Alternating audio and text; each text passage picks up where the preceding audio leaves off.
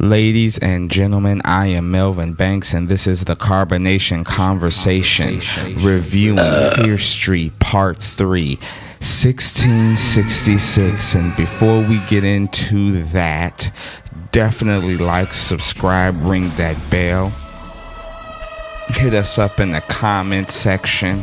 Send us some Instagram pictures of your happy new beers, of what you like to drink when you're listening to the Carbonation Conversation, or what you like to drink when you have made it home from work. Definitely interact with us. We are waiting to reply to you. I have my beer here. I have my shot here. I am going to be taking the shot right now because I do have to have a shout out to Dina's character. I pretty much I didn't really bash her in the first part one, but I definitely thought Kate stole the show, the actress Kate. But I will say here and now, what is her name? Kiana Maduria.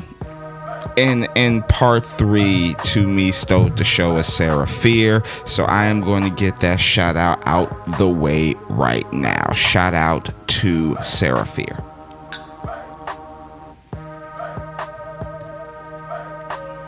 So, as we last checked, when it came to Fear Street Part 2, mostly the ending, we got the story of C. Berman, her sister Ziggy, and Cindy. And basically all they had to do was reunite the hand with the body, Sarah's Fear hand with the body. And so they go to the mall, which the tree that hung Sarah Fear is still there in the center, like a monument. And they dig up and they find the hand. So as soon as Dina touches the hand, she goes back in time and she is actually Sarah Fear. And the movie opens up with a pig that's pregnant, that's already had a couple of little piglets, but for whatever reason, it is having a hard time birthing the rest. So Sarah Fear makes a cut into the piglet, which actually not only saves the babies, but saves the mother pig's life, which is really interesting because I always heard that pigs had no veins, so I assume if a pig got a nice little gash, how would it be able to survive that? I'm assuming maybe they did some, what do you call that, stitching on the pig? I don't know, but I was just curious. I was like, damn, she seemed like she made a nice little deep cut for that, so how would the pig survive? Nevertheless, we're introduced to the Sarah character, and we're also introduced to Hannah and Thomas. Thomas seems like the drunk of the neighborhood. Again, this is 1666, so I don't know if I want to say townsfolk or colony. I'll go with townsfolk. He seems to be the neighborhood drunk, pretty much, saying that he knows all. But what we can see here is Sarah, just like Dina, and Hannah, just like Sam, have a bit of attraction towards each other. And we see even before Hannah meet Sarah going around saying a specific phrase to all the young teenagers in this town or colony. I'm just gonna start using town, even though it's 1666. But it seems like they're telling each other code words to say, hey, we're gonna meet up at night in the woods and have a good time, throw a party, things that teenagers and kids do, get away from the adults, let's have a good time, we're all gonna sneak out. And Sarah's actually surprised because Hannah is the preacher's daughter, so she's surprised that Hannah even wants to go out. But again, we do see this attraction and a little bit of flirting between Hannah and Sarah. Sarah is actually on her way, sent by her father, to go drop off one of the new piglets to Solomon, who is very, very far away from the town. Unfortunately, his wife and his son, I believe he had a son or child, died, and he is basically trying to raise crops. He's trying to have crops around his land, but for whatever reason the land just isn't growing. But he has not lost hope. Sarah, it does seem like Sarah's father wants to marry Solomon and Sarah together, and we even see a little bit of flirting between Sarah and Solomon, or mostly possibly Solomon, because obviously we do see Sarah and Hannah flirting as well. And, Sarah's just saying, along the lines of, hey, won't you come back in town? Here's the piglet. Solomon's just like, no, this is fertile land. The crops will grow. And, basically that's in that little scene. Once night comes, the plan is for a certain amount of teenagers to basically go into what they consider a witch's den and steal some psychedelic berries. So while Sarah and a group of friends are doing this, they break it. Well, not break in, but they just go into the witch's lair. And Sarah automatically sees the book that it seems like has been brought up in part 2 and in part 1. And the witch appears and says, don't touch the book, don't repeat anything in the book, because Sarah gets the book, and basically what happens is she is repeating all the demons' names. I definitely recognized a few of those names, and the witch lady is just like, nah, don't do that. They do end up stealing the psychedelic berries, and they end up having a party where they're basically all just high and, living life. At this point, we have a new character. His name is Caleb. He tries to approach Hannah. He's trying to get her to, make out with him, and he's all pressing her against his body. And then we have Sarah interrupt them, push him away, kind of embarrass him in front of the entire group. And I think, probably talking about his penis size.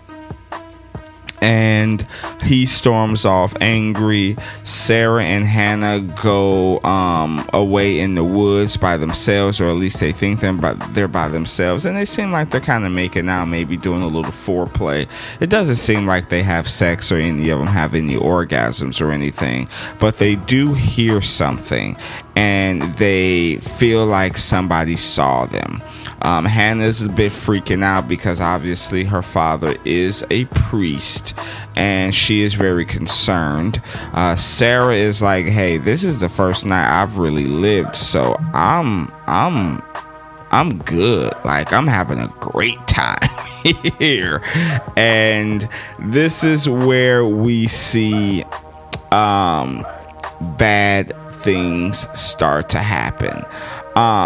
I don't know if Caleb tells Thomas this, but rumors start to circulate about what the girls have done.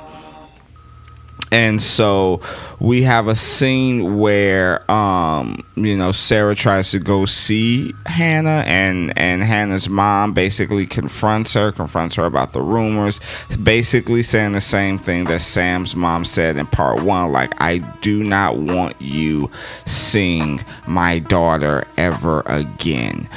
Sarah's dad even hears the rumors, and, he brings up the mom, which is not there, and he says, maybe if your mom was here, she could have helped you with that situation. We could have put you on a straight and narrow.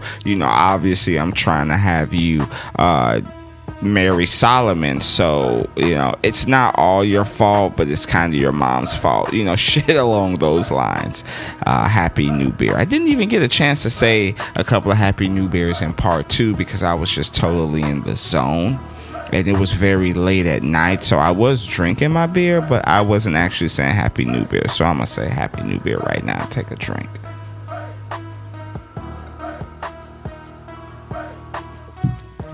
Things start to get a little bit crazy in the town that they are in. Bad things as far as crazy. The first thing along the lines of everything is spoiling and rotting, even after they just harvest it. And not only that, Sarah's pig eats all her children, all the little piglets, and so they have to put the big piglet down, unfortunately.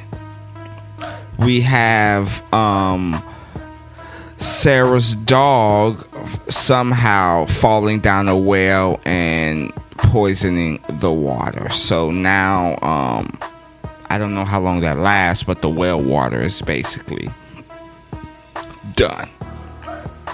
And as it was back in those days, in the 1600s, anytime you bring up a witch, because people are super religious, excuse me, it creates panic and fear within the neighborhood. And so Sarah, I'm trying to figure out where I'm at, sorry. Sarah decides to confide in Solomon. She goes back and sees Solomon, and she tells him everything that is happening. She goes, maybe what me and Hannah did was cursed.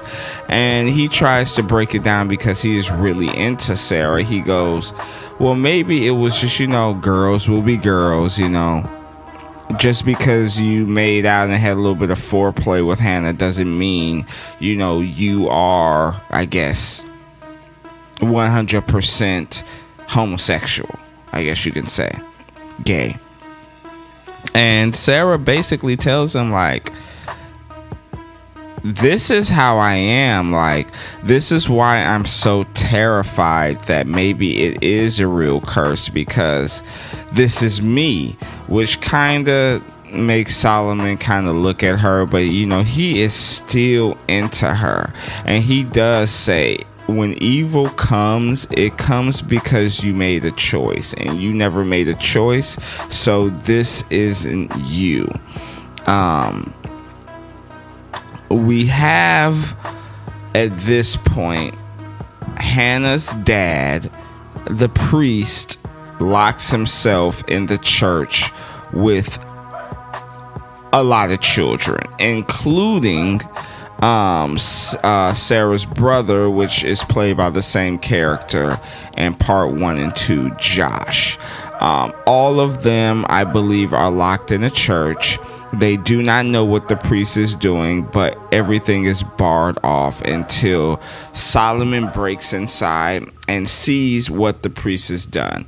Remember, the priest was the first killer, and that basically started this entire thing.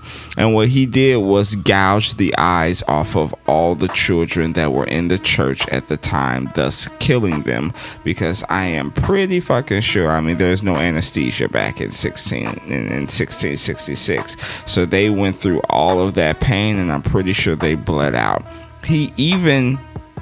The priest gouged his own eyes out. But, maybe because he's an adult, he still survived. He said he can see clearly now. And basically we have Solomon, I assume, kills him. And now, because of this, the congregation, the neighborhood is looking for a witch. They are on edge. And in the midst of this, I do not know if it was Thomas or Caleb that was sitting in the front doing the big speech. in the town hall, but basically they blame Hannah and Sarah because they were kissing and having a little bit of foreplay as the reason why the devil and witchcraft is here. So as soon as he points out Hannah in the crowd, they lock her ass up. Sarah is not actually there. She's listening on the outside. And while Hannah is locked up, Sarah sneaks into the room, talks to Hannah, which Hannah is telling her she just needs to leave this place. And because of the fact that Sarah is so pissed off of what they are doing to Hannah and putting the blame on her, she's just like, hey, witchcraft and the devil can't happen unless you make a choice. So since they already think we're witches, I am going to go back and try to find the book and basically curse the whole town since they want us dead anyway. So she goes out and tries to find the book, but when she gets to the same place they went, the witch is dead, or at least I believe that's the witch. And Sarah goes back to Solomon to confide in him and everything. At this point, there is a mob with their torches. You know, they're going everywhere. They're trying to find a witch's mark. They're trying to have some reason or explanation to why these things are happening in their town. And they go to Solomon's house and they ask to look around. Solomon hides Sarah, and he does let them. Does he let them come in? I don't know if he lets them come in, but he definitely does treat again either Caleb or Thomas. He's just like, bitch, who the fuck are you trying to come into my house at this night? So at this point, we're thinking Solomon is good.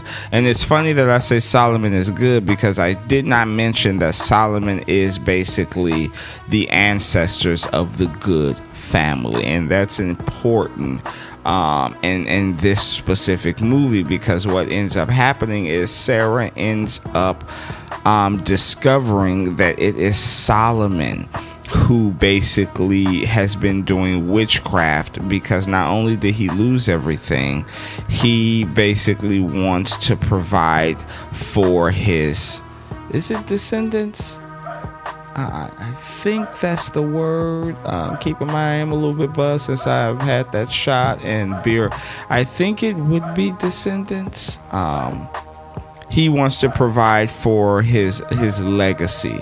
So she realizes that he is the one that has basically cursed the town.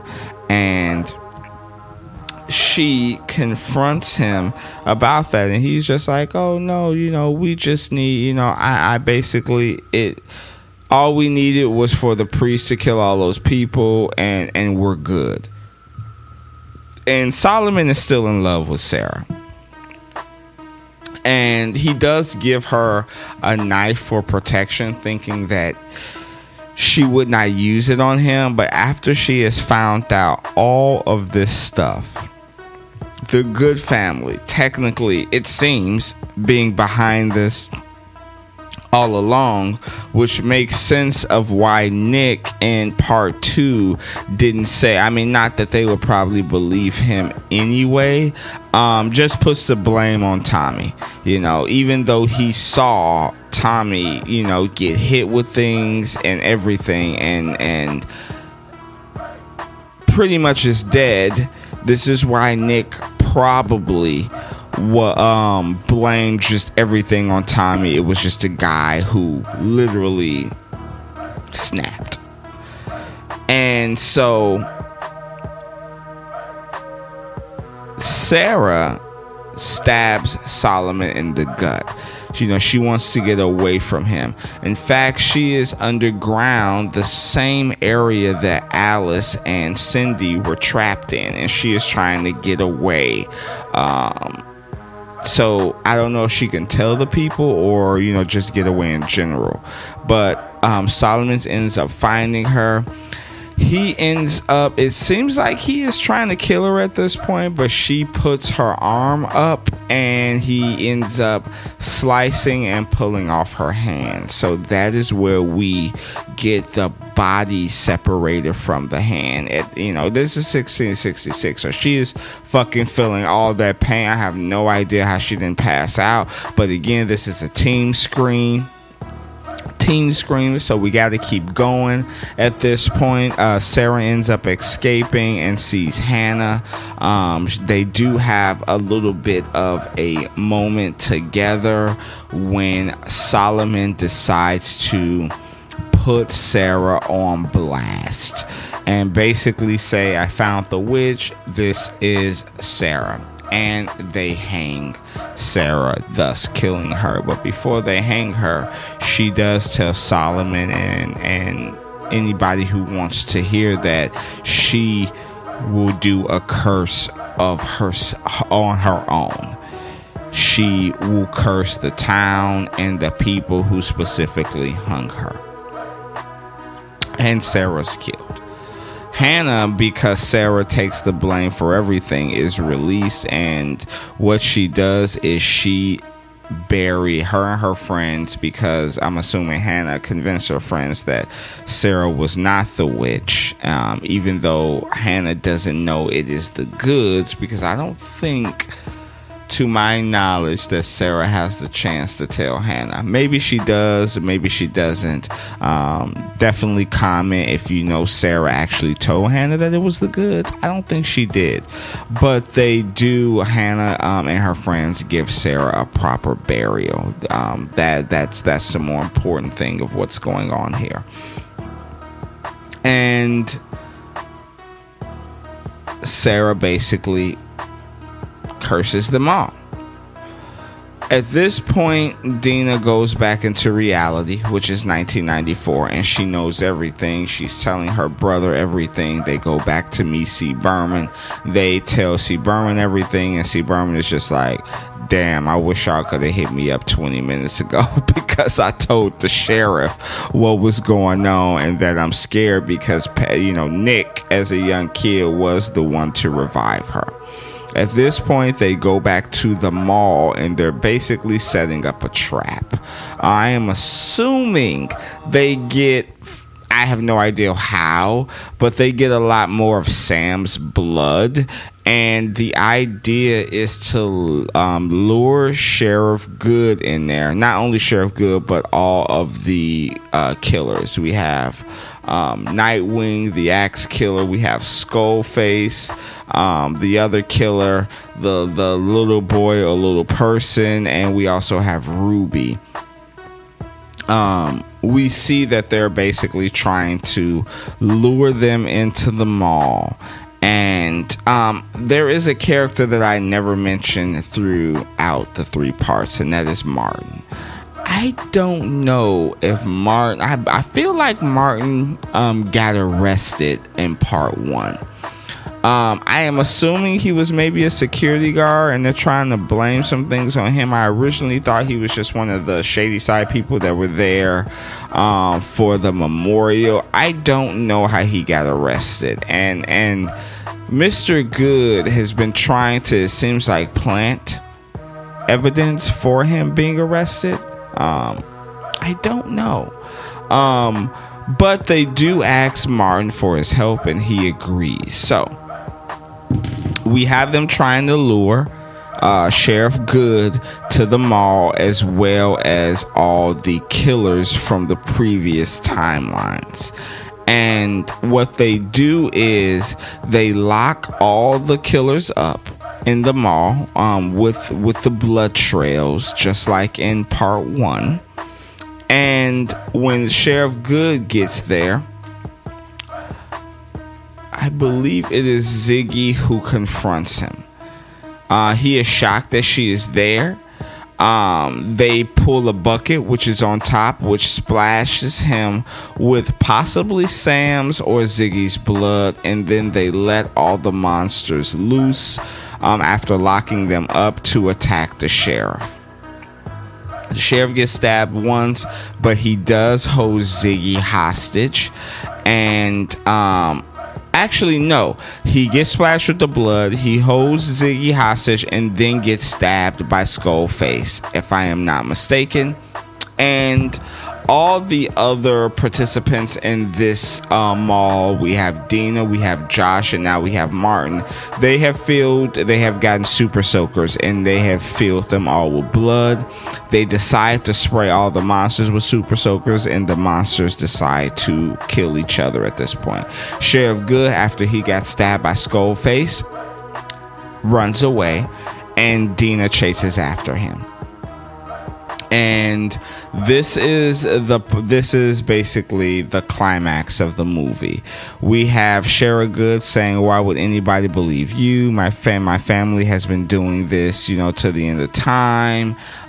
Sam breaks out of, I'm assuming, the fucking trunk, and she attacks Dina, but Dina definitely gets through to her. We have the sheriff saying, "Hey, I'm gonna blame this all on y'all, and I am about to kill you." But we also have the Black Mass, not only from part 1 but part 2, increasing through the ground, because the tree is literally underneath the ground where part 2 happened. This is so fucking confusing, I know. Bear with me here. We have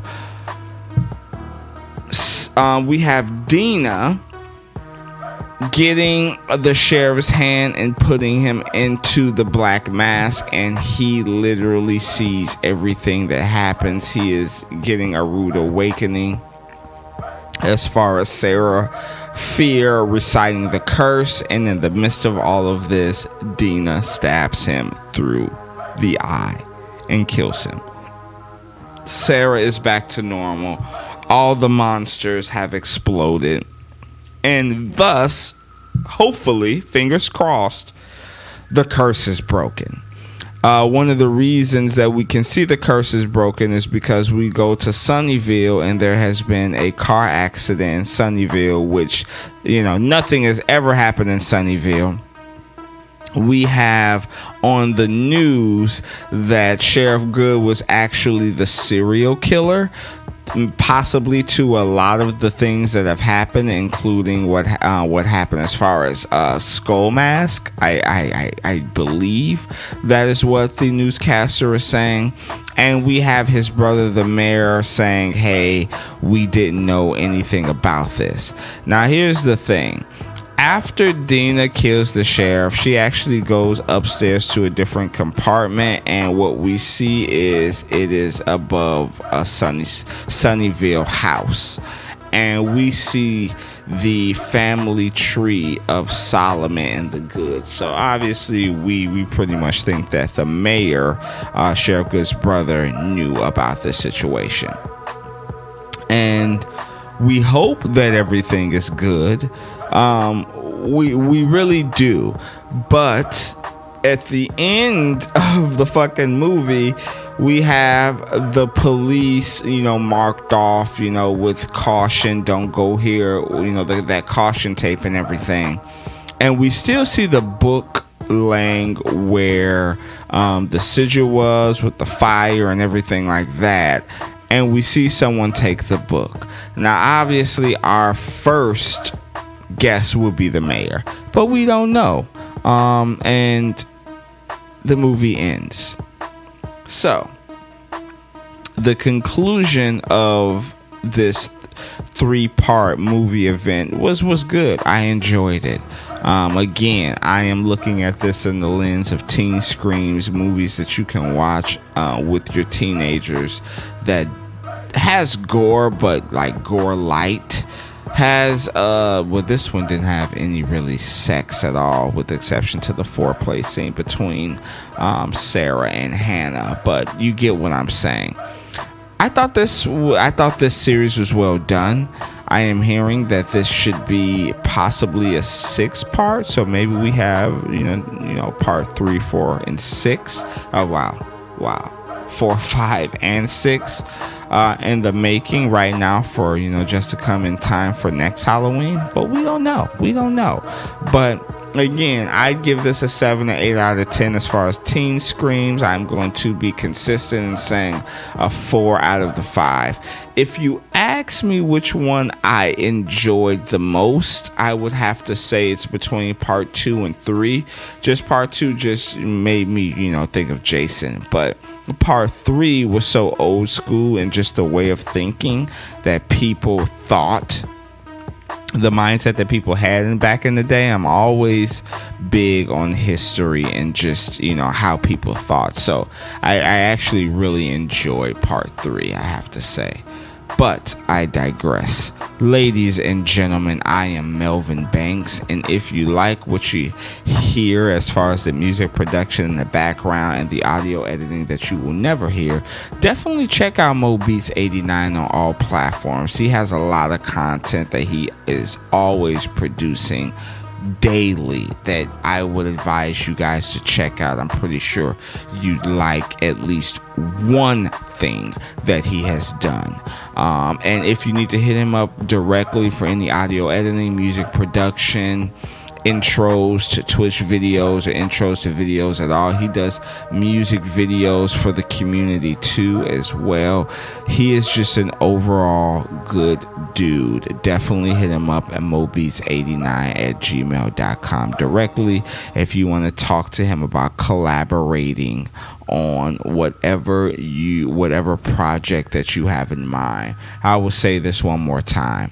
This is the Carbonation Conversation, and I am Melvin Banks, finishing up Fear Street Part 3.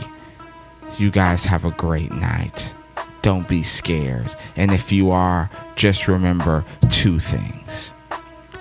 Don't drink and drive. Just drink and vibe. And at the end of the day, I love you. Peace.